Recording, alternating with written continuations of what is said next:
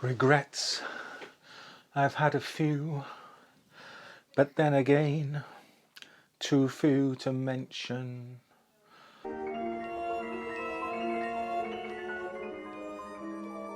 What did I say? During the meanwhilest.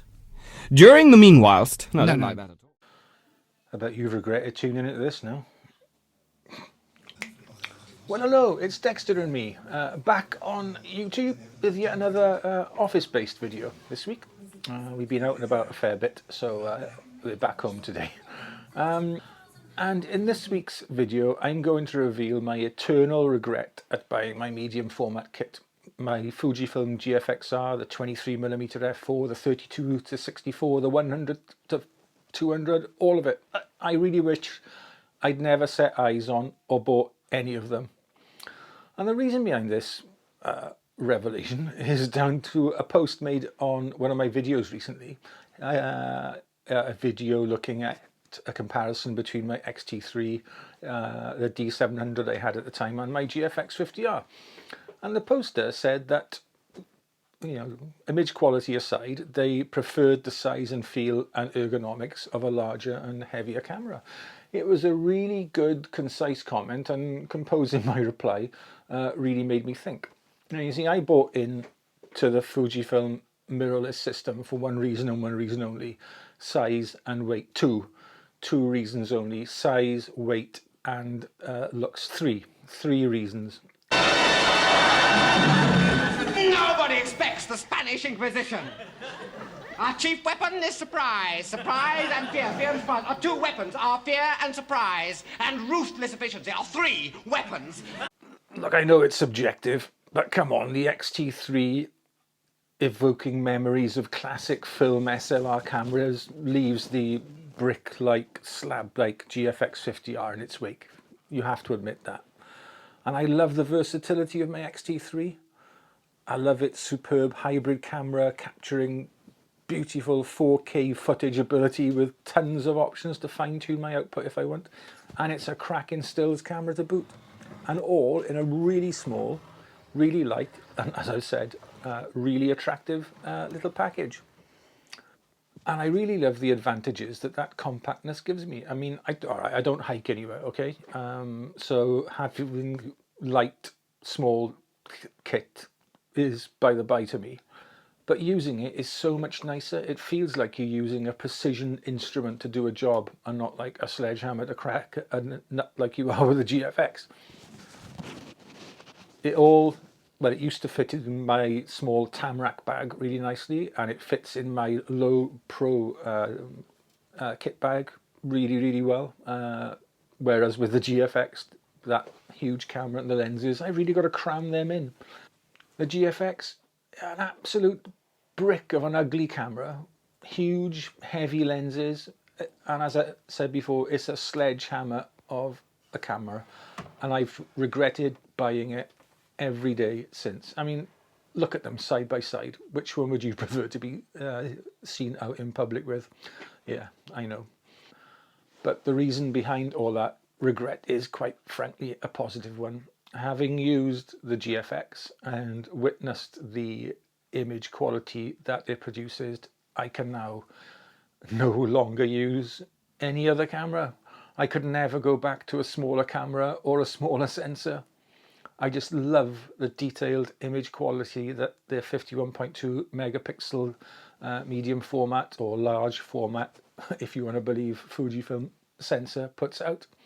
I love the 4:3 aspect ratio, and yes, I could get that in a Micro Four Thirds camera, but then I wouldn't have all those megapixels and the gorgeous depth of field that I get with the GFX.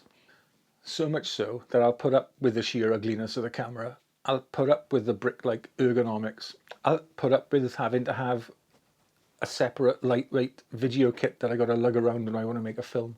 And I'll put up with having to cram it all into my camera bag, which is creaking at the sides. And I'll put up with it all because it can produce images like this.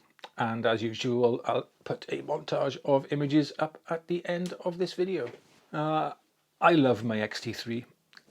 And I had the same feelings for my X-T2 and X-T20, but I'll never love the GFX50R as a camera. call me shallow. You're shallow. I don't care. I just don't love its looks or the way it feels in the hand. What I do love though is its output. And I guess at the end of the day with a camera, that's all that really matters. Now one day, hopefully Fujifilm will bring out a medium format camera system with lenses that's the same size as the X-T3, if they can defy the laws of physics, that is. But then I guess I'll have the best of all worlds. I'll have lightness, size, looks, and gorgeous medium format sensor. Now I guess the GFX100S goes some way towards having better ergonomics and better looks. And yeah, like I said before, I have put a down payment on one, but I haven't bought one. But either until Fujifilm release a smaller medium format system, or I do cave in and buy a GFX100S, I'll sneak my GFX50R out when no one else is looking. But I'll proudly share the results that the camera produces. Right, that's it from Dexter and me for this week. A strange little video, maybe, a short little video nonetheless. I'll leave you now with some images shot with my GFX50R and with my X-T3 and X-T2 and X-T20 as well, and I won't label what they are. See if you can guess which ones are which. In the meantime, stay safe, stay well. Thanks very much for watching as ever. Hope you found this entertaining and enjoyable. Did I say stay safe? I did. I said stay safe, stay well. And Dexter and I will see you in a week's time. Hopefully. Bye-bye. Old man rhythm is in my shoes. It's no use to sitting and singing the blues. So be my guest, you've got nothing to lose. Won't you let me take you on a sea cruise? Ooh-wee, baby. Ooh-wee, baby.